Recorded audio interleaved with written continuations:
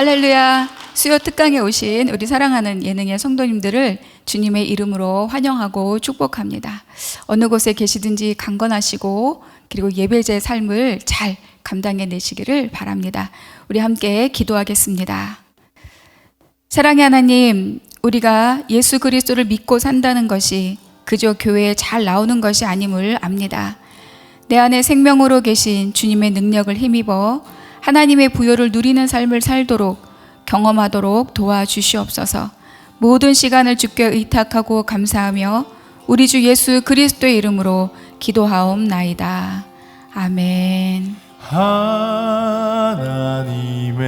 사랑, 주님의 눈물, 온 세상이 마여 잃어버린 영혼 찾아 오신 주님, 지금도 우리를 사랑해. 2000년 전 하늘 보좌 버리고 이 땅에 오신 주 하나님 어린 양 되사 생명 주며 이를 증거하라 하시네. 나는 믿네 거저받은 귀한 사랑 그 누가 대신하리요. 나의 생명 다할 때까지 그 사랑을 전하리라. 나는 믿네 거저받은 귀한 사랑 그 누가 대신하리요. 나의 생명 다할 때까지 그 사랑을 전하리라.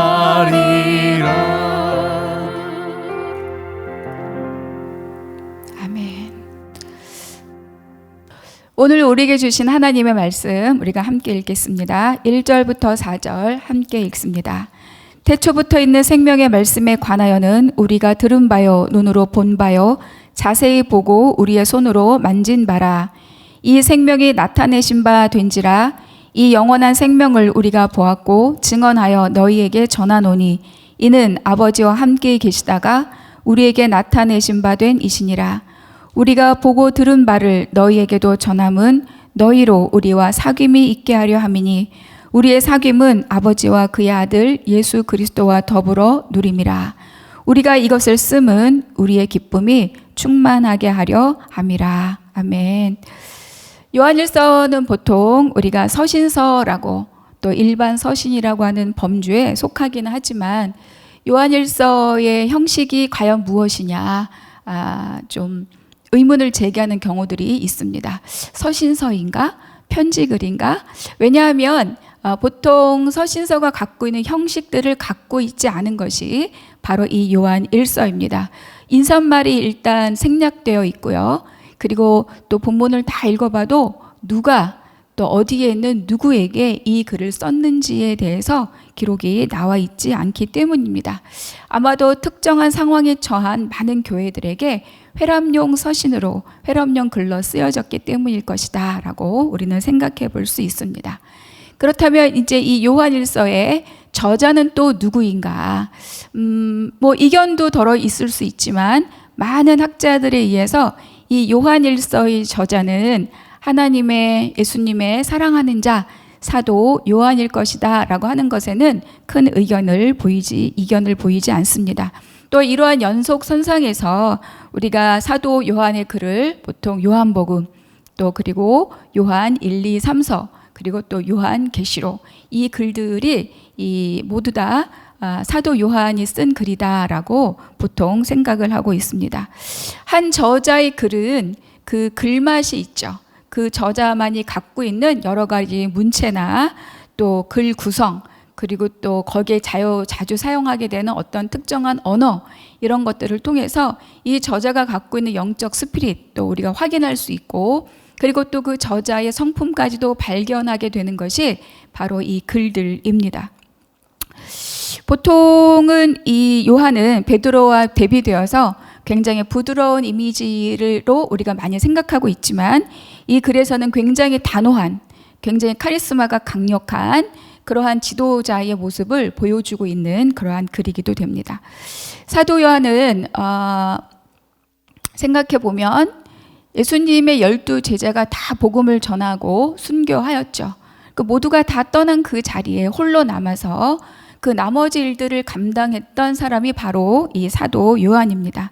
사도 요한은 반모섬에 유배되어서 또 부활 승천하신 예수님이 7 교회를 향한 그 메시지들을 주실 때 그것을 또 그 계시를 받아 기록하는 역할까지 감당한 것이 바로 이 사도 요한입니다. 그러고 보면 사도 요한은 초기 기독교가 많은 문제들에 시달리고 있을 때, 많은 또한 공격을 받고 있을 때 그 교회들을 지키고 돌보았던 그런 사명자다라 우리가 생각해 볼 수 있습니다. 우리가 이러한 사도 요한의 노후의 인생을 생각해 볼 때 저는 굉장히 가슴이 찡했습니다. 다 떠난 그 자리, 모두가 다 사명을 마치고 떠난 그 자리를 홀로 사명을 지키고 살아가는 그 마음이 얼마나 외로웠을까. 그리고 또 본인도 속히 주님 곁으로 가고 싶지 않았을까. 그러나 그럼에도 불구하고 본인에게 맡겨진 사명을 위해서 최선을 다해서 그 자리를 지키고 또 해야 될 일을 감당하고 있었던 그 늙은 사도의 모습을 한번 생각해 보았습니다. 그리스도의 몸, 교회를 지키고 또 돌보는 일, 그것이 늦게까지 남아있는 생명을 아직도 주신 하나님이 그에게 맡겨준 사명이었던 거죠. 여러분, 근데 이 사명이 사도 요한에게만 있겠느냐? 우리도 이런 사명자의 삶을 또 삶으로 싸움을 해야 됩니다.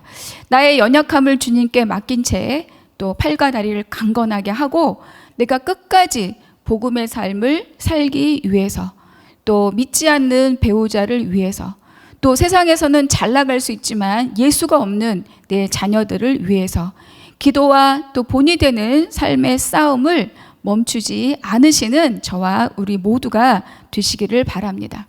그리고 오늘 말씀을 따라 읽으면서 확인할 수 있지만 우리는 반드시 이 싸움에서 이길 수 있습니다.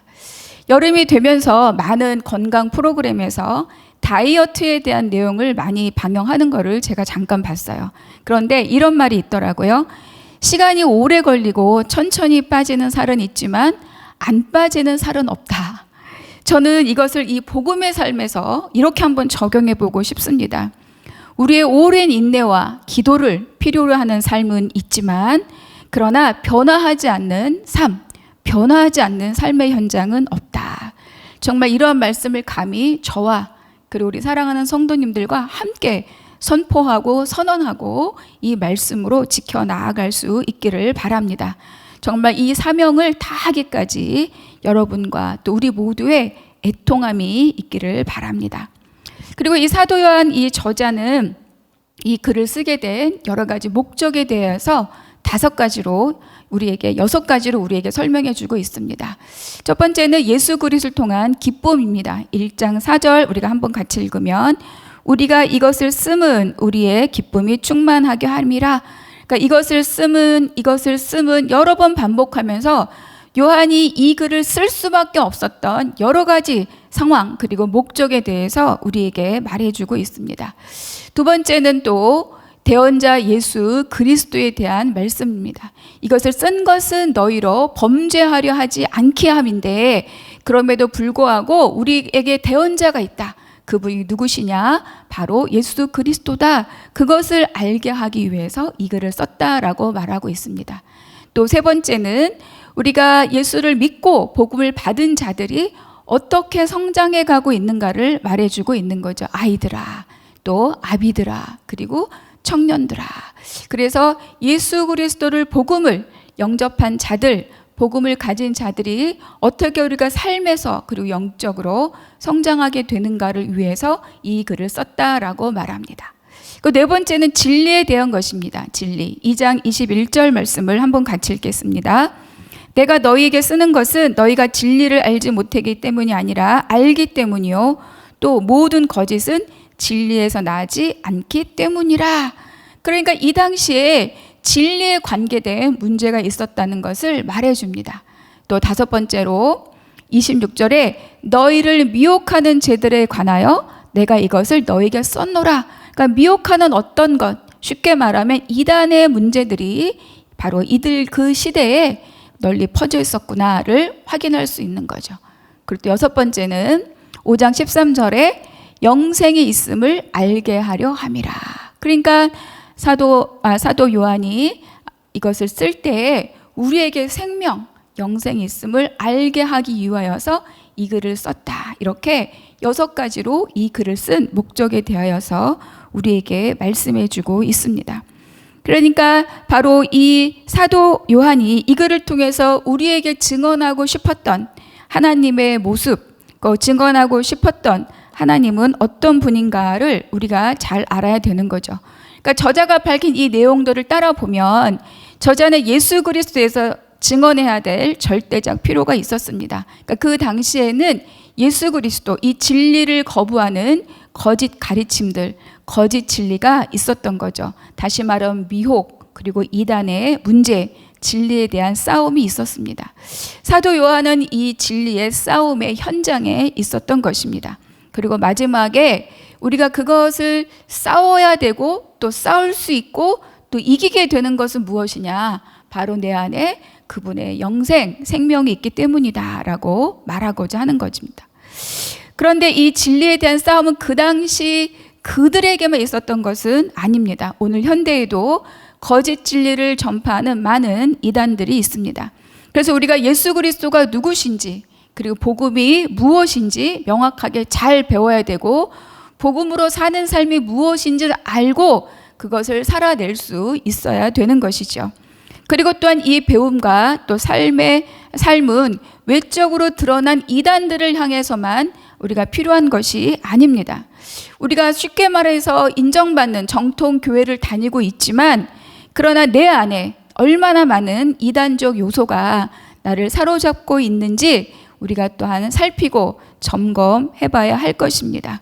얼마나 다양한 헛것들에 내 마음을 빼앗기고 있는지, 그리고 또한 그런 것들이 거짓 진리인지도 모른 채 나의 필요를 교회를 통해서 채우고자 하는 수없이 많은 노력들을 내가 마치 이단들처럼 그렇게 내 것을 채우기 위해서 수고하고 있는 것은 아닌지, 또 내가 교회를 열심히 다니는 것만으로 스스로 만족하는 삶을 살고 있는 것은 아닌지 우리가 돌아봐야 할 필요가 있습니다.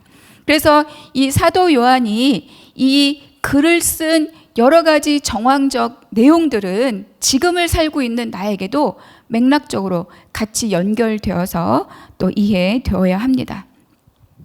또 요한일서는 하나님에 대해서 여러 가지로 우리에게 표현해 주고 있습니다.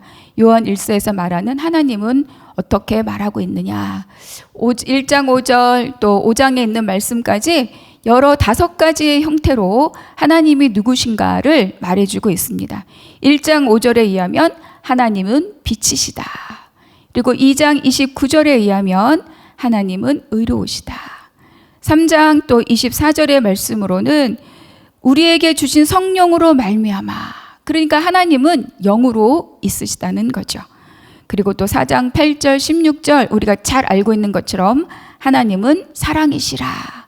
그리고 마지막에 5장 11절 12절을 지나면서 우리에게 말씀하시는 것, 하나님이 우리에게 영생을 주신 것, 그리고 그 영생이 그의 아들 안에 있다라는 것을 우리에게 말씀해 줍니다. 빛이시다, 의로우시다, 영이시다, 사랑이시다, 그리고 생명이시다. 사도 요한이 전하고 싶었던, 그리고 말하고 싶었던, 그리고 지금 우리도 알아야 될 하나님은 어떠한 분이신가, 사도 요한이 이렇게 5가지로 이 글을 통하여서 하나님이 어떠한 분이신가를 우리에게 증언해 주고 있습니다. 자, 이런 거를 통해서 우리가 하나님이 누구신가를 나도 인지할 수 있어야 되는 거죠. 교회를 다닌다가 아니라 하나님이 누구신가? 하나님은 나에게 빛이신가? 하나님 나에게 의이신가? 하나님 나에게 생명이신가? 이런 것들을 내가 잘 알고 내가 그렇습니다라고 고백하는 것이 바로 우리의 믿음이라고 생각해 볼 수 있습니다. 그래서 이 요한일서 전체를 관통하는 키워드를 생명이다 이렇게 한번 우리가 생각해 볼 수 있죠. 사랑이다라고 말할 수도 있을 것이지만 그러나 하나님의 생명이 없는 사랑은 요한일서에서 요청하는 그런 사랑을 실천할 수가 없습니다. 결국 하나님이 원하시고 요구하시는 실천적인 사랑은 하나님의 생명이 들어와 있는 자만이 할 수 있는 일인 거죠. 그럴 때만 가능한 것입니다. 자, 하나님의 생명은 어떠한 것들이냐? 각각의 장마다 우리가 이렇게 정의해 보고자 합니다. 1장은 교통하는 생명이다. 일방적이고 막혀 있는 것이 아니라 서로 드나들면서 우리가 이따 살펴보겠지만 사귐이다 라는 단어가 사용된 것처럼 1장에서 표현되는 하나님의 생명은 교통하는 생명이다. 2장은 어떤 생명으로 우리에게 계시느냐? 빛 가운데 거하는 생명이다. 하나님은 빛이시다. 그 빛을 받은 우리의 삶의 모양들을 설명해 주고 있습니다. 3장 우리가 한번 같이 읽어볼까요? 주신 계명을 따라 사랑하는 생명이다. 그러니까 이 생명 저 생명이 별개가 아니라 하나님의 교통하는 생명이 내 안에 들어왔을 때 우리가 이렇게 점진적으로 커지는 생명으로서의 삶을 우리가 살 수 있음을 말해줍니다. 4장 같이 읽습니다. 상호 거처가 되는 생명이다. 내가 너 안에 네가 내 안에 거한다. 합의를 이루고 연합을 이루는 그러한 것을 우리에게 말씀해 주죠. 그리고 5장 세상을 이기는 생명이다. 이제 장별로 우리가 한번 살펴보려고 합니다. 1장 1절의 말씀 같이 읽겠습니다. 시작. 태초부터 있는 생명의 말씀에 관하여는 우리가 들은 바여 눈으로 본 바여 자세히 보고 우리의 손으로 만진 바라. 태초부터 있는 생명의 말씀이라고 하는 것은 하나님이시오 곧 그리스도 예수님을 말합니다. 이 하나님에 대해 듣고 보고 만졌다라고 요한은 말하고 있는 거죠. 다시 말하면 요한이 알고 있는 하나님에 대한 지식은 추상적이고 관념적이고 그리고 논리를 따라가는 것이 아니라 어떤 것이냐? 그 실체를 경험하였다라고 우리에게 가르쳐 줍니다. 그러니까 하나님을 안다고 하는 것은 느낌, 상상, 논리 이런 것이 아니라는 거예요. 사람은 언제 삶이 변화하는가? 경험되었을 때 변화합니다. 그러니까 하나님을 실제로 그 존재 자체를 실체로서 경험했을 때 우리는 정말 하나님의 생명을 담은 자의 삶으로 살 수 있다라고 이 요한일서는 이 1장 1절에서 시작을 하고 있는 거죠. 내가 한 사람에 대해서 수없이 많은 정보를 갖고 있다고 해서 우리는 그 사람을 안다라고 말할 수 없습니다. 그럼 내가 어떤 한 사람을 안다라고 할 때 어떨 때 아는 거죠? 그를 인격적으로 내가 경험했을 때 그때야 비로소 내가 그 사람을 안다라고 말을 할 수 있습니다. 마찬가지로 하나님에 대해서도 우리가 논리와 상상과 이성으로가 아니라 그분의 실존을 내게 경험할 때 그것을 보았다, 만졌다, 들었다라고 요한은 말하는데 바로 이 실체가 경험되는 것이 바로 이 하나님을 알게 되는 것, 그것이 바로 교통하는 생명이라고 우리가 볼 수 있습니다. 2절에 보면 나타나신 바 되었다라고 우리에게 말해주는 거죠. 그러니까 이것이 하나님이 육으로 이 땅에 오시면서 우리 눈에 실제로 보여지고 드러나고 계시되었다라는 것을 우리에게 말씀해 줍니다. 드러남인 거죠. 이거는 우리의 지식으로 드러나 볼 수 없고 우리의 지식으로 깨달아 알 수 있는 것이 아니라 오직 하나님께서 이것을 드러나 보여주실 때에만 볼 수 있는 자들이 보게 되는 것입니다. 3절 다시 한번 읽겠습니다. 우리가 보고 들은 바를 너에게도 전함은 너희로 우리와 사귐이 있게 하려 함이니 우리의 사귐은 아버지와 그의 아들 예수 그리스도와 더불어 누림이라. 이렇게 경험된 하나님을 요한이 이렇게 애써서 전달하는 것은 무엇이냐? 그것을 들은 자들이 동일하게 경험함으로 우리와 사귐이 있게 하고자 함이고, 그 사귐을 통해서 이미 하나님이 우리에게 주신 그 부요함을 우리가 함께 누리고자 하는 것이다 라고 말하고자 하는 거죠. 사귀는 겁니다. 지나가다 어깨 부딪히는 사람과 사귄다라고 말하지 않습니다. 인격을 경험하고 또 시간을 함께 보내고 그럴 때 우리는 사귄다고 하는 거죠. 그럴 때 그의 인격을 내가 누리게 되고 내가 갖고 있는 것들을 그가 누릴 수 있게 됩니다. 하나님과의 관계도 이러하다. 그래서 예수를 믿는다, 복음을 갖고 있다라고 하는 것은 내가 교회를 다니는 사람이 되는 것이 아니라 하나님의 생명이 내 안에 들어왔다는 뜻이고, 그거를 통해서 하나님의 것들을 내 것으로 누리는 자가 되었다라는 것을 이 3절을 통해서 우리에게 말씀해 줍니다. 그래서 우리가 어떤 삶을 사느냐, 우리의 기쁨이 충만하게 함이라. 여러분, 이 기쁨은 내가 원하는 것을 얻어서 내가 하고 싶은 것이 되어서 얻는 그러한 기쁨이 아니라 생명의 본질이 내 안에 있을 때, 그럴 때 내가 충만해지는 것, 그것을 우리에게 말씀해 주고 있습니다. 이 모든 일상의 기쁨, 무엇이 잘 됐을 때 기쁘고 무엇이 안 됐을 때 기쁘고 잠깐은 그럴 수 있지만 그것이 본질로 나한테 오는 것이 아니라 그런 것들을 과정으로 지나면서 온전하게 하나님의 충만하심을 누리게 되는 것을 원하는데, 이것을 할 수 있는 방법에 대해서 어떻게 또 다시 말하고 있느냐, 데살로니가에서는 이렇게 말하죠. 항상 기뻐하라, 쉬지 말고 기도하라, 범사에 감사하라. 이 항쉬 범의 이 스피릿이 내가 이미 부요함으로 오신 하나님의 그 충만함을 기쁨으로 누리게 되는 중요한 요소이고 필수 요소다라고 말을 할 수 있습니다. 다시 한번 정리하면 태초에 있던 생명이 나에게로 온 거죠. 이것은 경험되어지는 것이다. 그리고 그것은 또 전달되고 흘려보내서 함께 사귀고 하나님의 부요를 누리고 그것으로 우리의 생명이 충만해지고자 합니다. 이렇게 말을 할 수 있습니다. 그런데 이러한 교통을 방해하고 있는 것이 무엇이냐? 바로 죄입니다. 우리가 1장 9절의 말씀만 한번 같이 읽습니다. 만일 우리가 우리 죄를 자백하면 그는 미쁘시고 의로우사 우리 죄를 사하게 하시며 우리를 모든 불의에서 깨끗하게 하실 것이요. 그러니까 이 사귐과 교통과 누림을 방해하는 것인데 그것이 바로 죄라고 말씀하고 있는 거죠. 그러나 하나님은 빛이시기 때문에 우리가 그분 앞에 고백하기만 하면 우리의 모든 어둠은 물러가고 그리고 하나님의 온전하심을 누릴 수 있다. 그러면서 다시 한번 예수 그리스도가 누구신가에 대해서 2장 1절과 2절에 이르러서 우리에게 말씀해 주고 있습니다. 그는 2절입니다. 우리 죄를 위한 화목 제물이니 우리만 위할 뿐 아니요 온 세상의 죄를 위하심이라.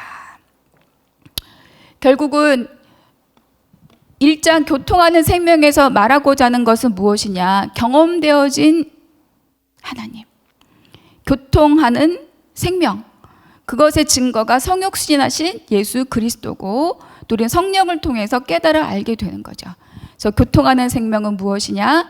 하나님을 경험합니다. 이렇게 우리가 한번 정리를 해볼 수 있을 것 같습니다. 2장에서는 우리가 이렇게 말합니다. 빛 가운데 거하는 생명이다. 2장 10절의 말씀 읽기 전에 자, 빛이 내 안에 들어오면 어둠은 당연하게 물러가게 되는 거죠. 그리고 하나님께서는 어둠에 있었던 내 삶의 어둠을 물러낼 뿐만 아니라 우리가 점점 더 하나님 빛된 삶으로 나아가도록 우리를 이끌어가는 것입니다.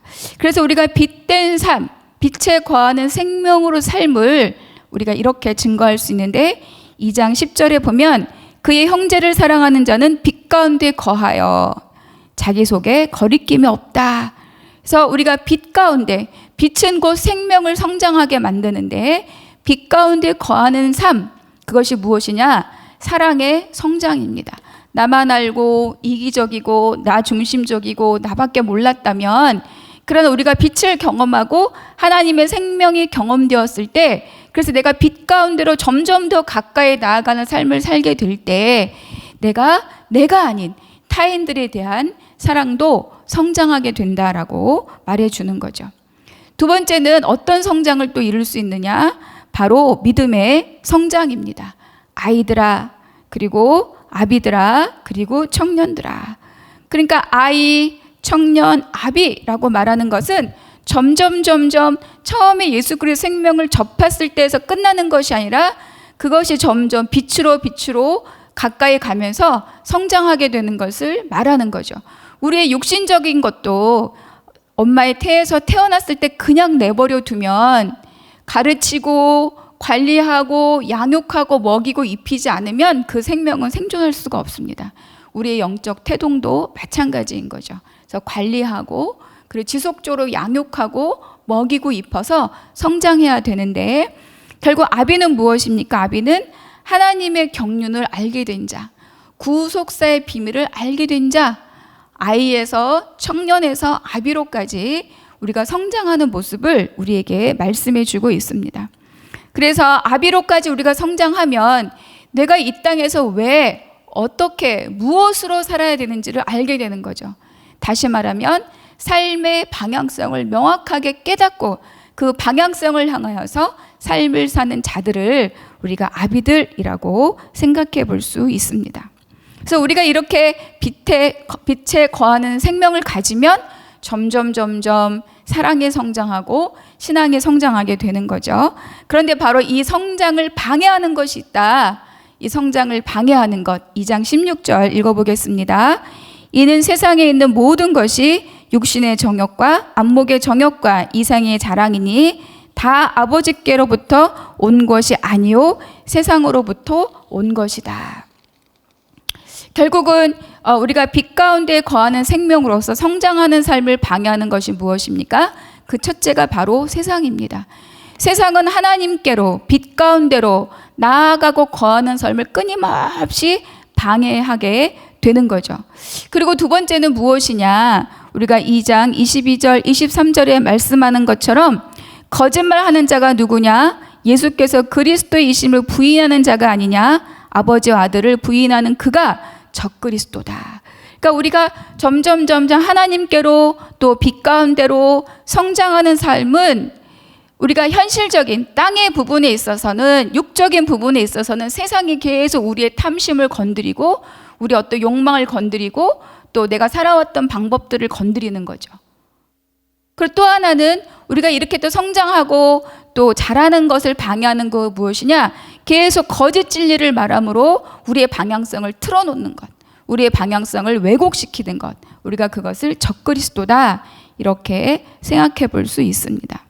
이 적그리스도라고 하는 것은 당시에 이단들이 대한 표현이기도 합니다. 그들은 영은 거룩하고 육은 악하다 이런 이원론을 갖고 있죠. 그래서 이들의 가장 큰 특징은 예수님의 성육신을 부정합니다. 그리고 이것은 이제 초기 영지주의인데 영지주의가 완전히 이론적으로 이렇게 정에 잘 다듬어지기 전에 여기에는 이 세린투스주의 또 케린투스주의라고도 하죠. 바로 이러한 어떤 가르침들이 많이 횡행하고 있었습니다. 예수님의 동정녀 탄생을 부정하는 거죠.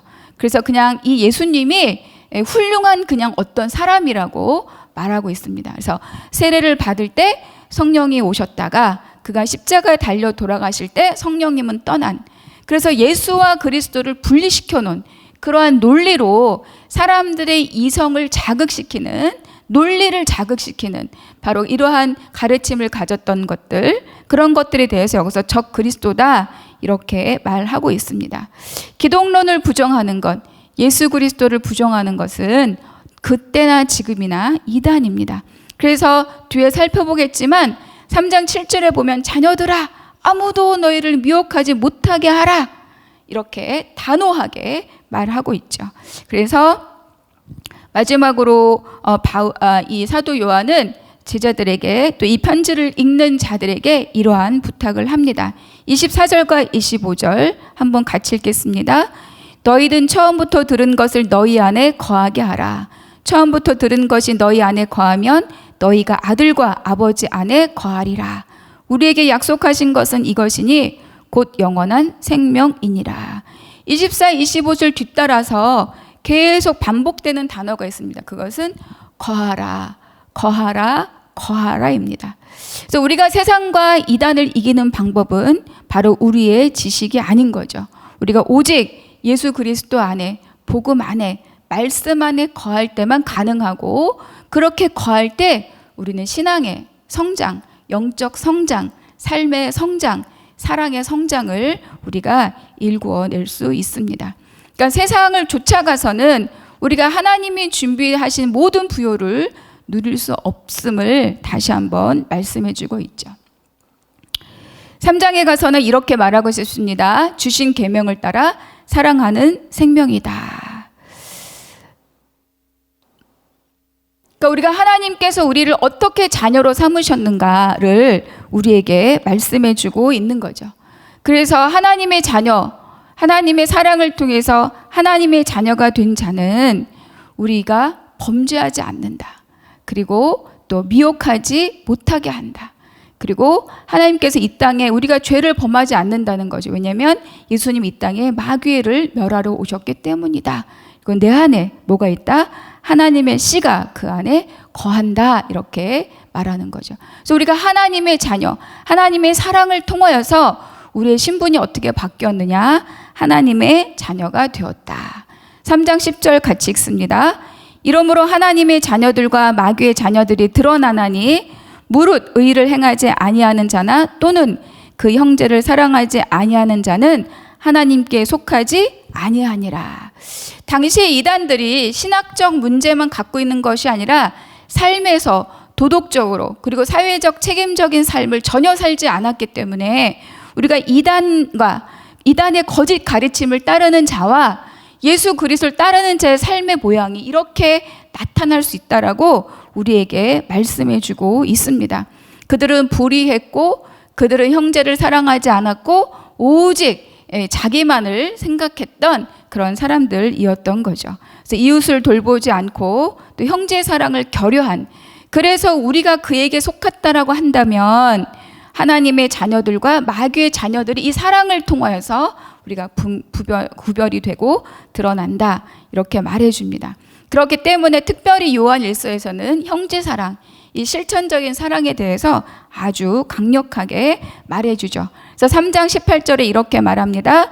자녀들아 우리가 말과 혀로만 사랑하지 말고 행함과 진실함으로 하자. 그래서 더욱 우리로 하여금 실천적 사랑을 우리에게 말씀해 주고 있습니다. 그래서 우리가 막연하게 예수를 믿고 사는 삶이 아니라 이 땅에서 예수님의 생명, 교통하는 생명, 빛 가운데 거하는 생명을 가진 자의 삶은 사랑하라, 하나님은 사랑이시라, 사랑하라라고 하신 그 계명을 따라서 실천적인 사랑을 행하는 그러한 것이 바로 이 생명을 가진 자의 삶의 모습이라고 사도 요한은 우리에게 말씀해 주고 있습니다. 바로 이 실천적 사랑을 하는 것이 뭐냐? 하나님의 생명을 가진 자의 특징입니다. 하나님의 생명을 가진 자는 사랑합니다. 하나님의 생명을 가진 자는 양보하는 거죠. 하나님의 생명을 가진 자는 예수님이 십자가로 그 생명을 증거하셨던 것처럼 나의 십자가를 지고 예수님을 따르는 그러한 삶을 사는 것, 그것이 바로 하나님의 생명을 가진 자의 특징입니다. 그래서 나의 실천적 사랑을 내가 내 가정 안에서 내 이웃과 또 나의 모든 삶의 현장 안에서 어떻게 내가 실천하고 있는가, 그것을 막 어마어마하게 무엇을 많이 베풀어주고 이렇게 하는 것이 아니라 내 옆에 내 주변에 다른 어떤 사람을 내가 그렇다라고 존재적으로 인정하는 것부터 우리의 사랑은 실제적으로 실천될 수 있을 것입니다. 그래서 4장은 우리가 어떻게 또 이 생명의 성장을 말해주고 있느냐, 바로 상호 거처가 되는 생명을 말해줍니다. 일단 이제 4장은 근데 지금 앞에서 이단에 대해서 몇 가지 설명을 드렸는데 다시 한번 4장 1절을 통해서 이렇게 말합니다. 영 분별을 하라. 오직 영들이 하나님에 속하였나 분별하라. 그런데 이 영을 분별하는 두 가지 방법에 대해서 이야기하고 있습니다. 우리가 2절과 3절에 있는 것처럼 성육신, 너희가 하나님의 영을 알지니 곧 예수 그리스도께서 육체로 오신 것을 시인하는 영, 그게 하나님께 속했다는 거예요. 그러니까 그 가르침이 그가 말하는 것들이 참이냐 아니냐를 분별하는 첫 번째는 뭡니까? 예수께서 성육신 하셨음을 인정하느냐, 육체로 오신 것을 인정하느냐. 여러분, 예수님의 성육신을 믿으십니까? 그냥 논리로가 아니라 그렇다라고 내 안에 경험되어지는 이 성육신의 은혜가 있으시기를 바랍니다. 그래서 성육신을 고백하느냐. 두 번째는 10절과 11절에 있는 것처럼 사랑은 여기 있으니 우리가 하나님을 사랑한 것이 아니요 하나님이 우리를 사랑하사 우리 죄를 속하기 위하여 화목제물로 그 아들을 보내셨음이라. 사랑하는 자들아, 하나님이 이같이 우리를 사랑하셨은즉 우리도 서로 사랑하는 것이 마땅하도다. 두 번째는 사랑하는가입니다. 내가 계속 누군가를 미워하거나 개인적인 관계에서뿐만 아니라 공동체 안에서 무언가를 자꾸 내가 깨뜨리고 분리시키고 불화를 일으키고 있다면 우리는 다시 한번 내가 무엇 때문에 그렇게 하고 있는지를 살펴볼 수 있어야 되는 거죠. 그래서 먼저 영을 분별하는 것, 네가 성육신을 믿고 고백하는가, 그리고 서로 사랑하는가, 이것으로 바로 이 영을 우리가 분별할 수 있다. 그래서 4장에서는 3장에서 말했던 그 사랑에 대하여서 더 깊은 사랑, 더 높은 사랑, 더 큰 사랑의 실천적 모습을 우리에게 말씀해 줍니다. 그래서 16절 우리가 한번 같이 읽겠습니다. 하나님이 우리를 사랑하시는 사랑을 우리가 알고 믿었노니 하나님은 사랑이시라. 사랑 안에 거하는 자는 하나님 안에 거하고 하나님도 그의 안에 거하니라. 17절에 보니까 이로써 사랑이 우리에게 온전히 이루어졌다.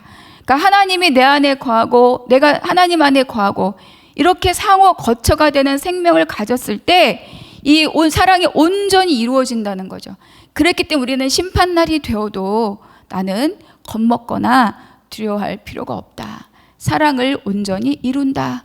그러니까 하나님과 내 안에 서로 거하는 자, 이 상호 거처가 되는 생명을 가질 때 우리 안에 내 힘으로 이루어내는 사랑이 아니라 하나님께서 부어준 사랑으로 온전한 사랑을 내가 이루게 된다. 사랑의 완성을 말씀해 줍니다.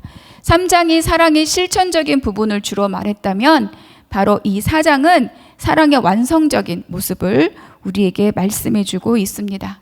이제 마지막으로 5장의 생명으로 한번 가보겠습니다. 5장은 세상을 이기는 생명이다.